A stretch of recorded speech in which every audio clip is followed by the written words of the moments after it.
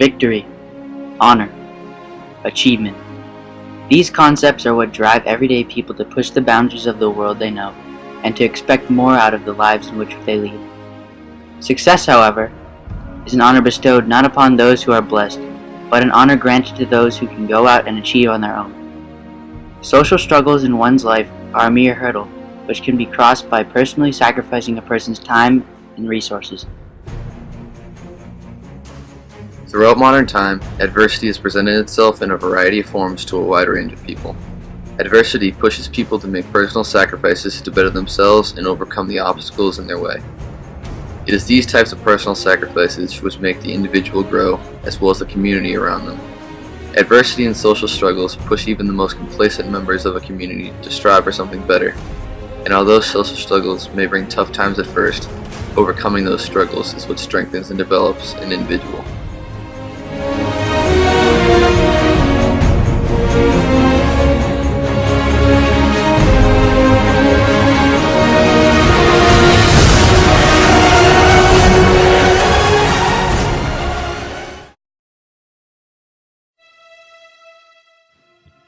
Throughout the entirety of Julia Alvarez's novel In the Time of the Butterflies, adversity arises. The majority of the struggles encountered circulate around Trujillo's ruling of the Dominican Republic.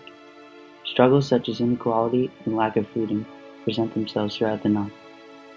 These social struggles that Minerva and her family encounter lead to personal sacrifices which are made so that the community may grow towards freedom and coherence of independence. Trujillo establishes himself as a dictator of the Dominican Republic, setting a strict precedent while ruling his country in a malicious way with disregard for his citizens. Trujillo strikes a chord of fear within the people, and at one point the family is so scared of the dictator that they do not even discuss his name outside the confines of their own home. Minerva, who is victimized by these social struggles, makes personal sacrifices to grow the community and result bring it justice. Minerva begins to take part in a revolution against Trujillo and plays a very large role as the story progresses. Minerva and her fellow revolutionaries hang out posters listing names of people who fell victim to Trujillo's rule.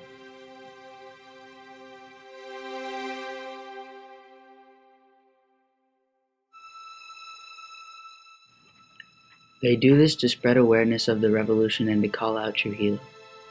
After hanging up posters, Minerva is caught along with some of her other partners and is thrown in jail. While in jail, she and the others go on a hunger strike to continue the revolution within the walls of the jailhouse. All the people locked up there are marveled at her self-control, and Minerva found out that adversity was like a key in a lock. And by taking on the adversity, she had unlocked a world of growth.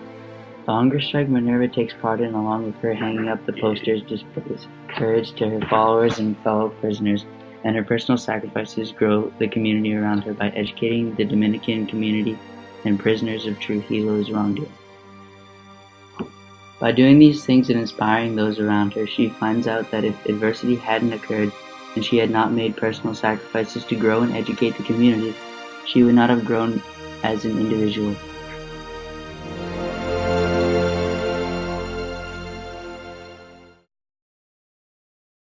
Pyros and Crips all got along. They probably gun me down by the end of the song. Seem like the whole city go against me. Every time I'm in the street, I hear yak, yak, yak, yak.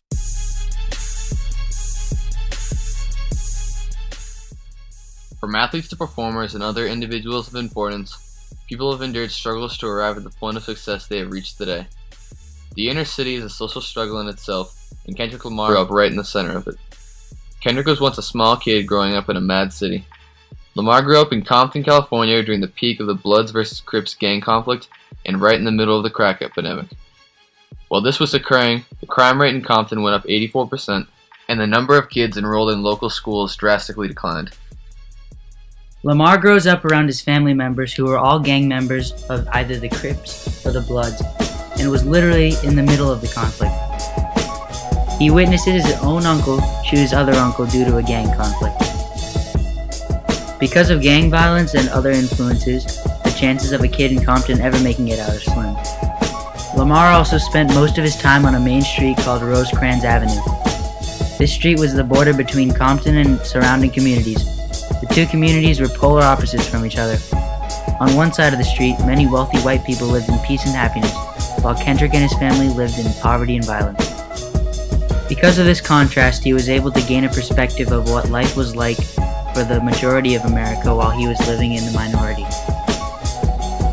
He became obsessed with the social scenario he was living in and began to write rhymes and rap with his friends about what was happening around them. Lamar became desperate to leave Compton, and rap became his method of doing so. He was discovered by Dr. Dre in a barbershop one day while rapping, and the rest is history. Currently, he uses the scenario he has put in to rap about a different subject than most rappers discuss. Rather than rapping about women and money like many others, he raps about Compton and gang violence. My whole thing is to inspire, to better people, to better myself forever in this thing we call rap. This thing we call hip-hop, Lamar says. Music became his way of educating everyday people about what was happening inside of the inner cities similar to Compton. After enduring social struggles, sacrificing his time and taking chances to perfect his craft, Lamar grows as a person and uses his opportunity to grow the community around him as well. By rapping about these things, Lamar allows his community of Compton to grow and allows the listener of his music to grow and gain knowledge they may not have had before. People are used to music that justifies street culture, but something that's not touched on is why these kids act the way they act, live the way they live, he says. Kendrick sees how people gain a false perception of the street life through other forms of music, a view that is blurred and a view that the street is an asylum rather than a curse. He uses his music to grow the listener by putting them in the same situation a young boy in Compton would be in, so they understand why the people of Compton and the surrounding communities act the way they act. This allows for growth of his community and many other communities because by educating people, it puts a spotlight on the problem, which allows for growth and prosperity for the community. Not only does Kendrick undergo adversity and overcome it and grow personally, but he also uses the situation to bring sympathy to his community so it may grow as well. Much like the Mirabal sisters in the Time of the Butterflies, Kendrick forced himself to give up his time and the little money he had for a chance to make it out of a less than hopeful social situation. Adversity is a challenge presented to many, but success after adversity is experienced by few. Struggles may appear to be a burden, however, if a person welcomes them knowing it will enhance who they are, then an individual will feel the true feeling of success when they overcome. In modern times, many people grow upset with the situation they are in and shy away from any sort of struggle they may encounter. However, when a struggle is embraced and sacrifices are made, it allows for maximum success to be experienced. People and communities must be willing to make personal sacrifices if they truly wish to grow to their full potential. They must be willing to sacrifice time and other facets of their life if they truly wish to make a difference in the world around them. And although adversity may be hard to overcome, success comes along with adversity, and the feeling of overcoming adversity cannot be described by any language. A perfect halo